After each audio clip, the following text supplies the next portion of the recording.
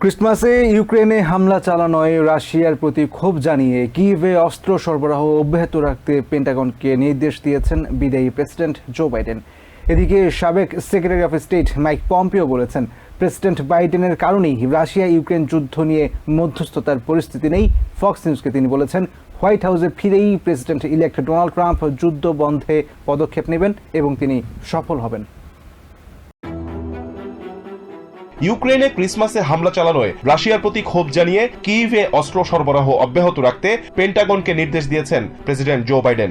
এক বিবৃতিতে বাইডেন বলেন, শীতকালে মানুষকে তাপ ও বিদ্যুৎ পরিষেবা থেকে বিচ্ছিন্ন রাখার উদ্দেশ্যেই ইউক্রেনে হামলা চালিয়েছে রাশিয়া।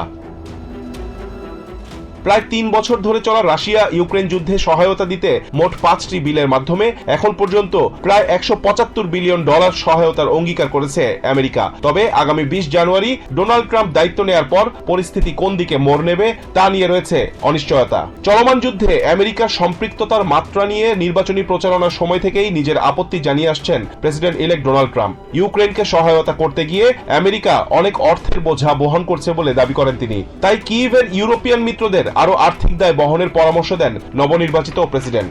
ইউক্রেনের প্রেসিডেন্ট ভলোদিমির জেলেনস্কিকে the greatest salesman on earth বলে উপহাস করে ট্রাম্প দাবি করে আসছেন তিনি যুদ্ধের খুব দ্রুত সমাপ্তি দেখতে চান এবং তিনি সেটা বাস্তবায়ন করতে পারবেন। মন্টানার Republican congressman Ryan Zinke Fox নিউজকে বলেন, দেশের নেতৃত্ব পরিবর্তনের মধ্য দিয়েই রাশিয়া ইউক্রেন যুদ্ধ বন্ধ সম্ভব হবে।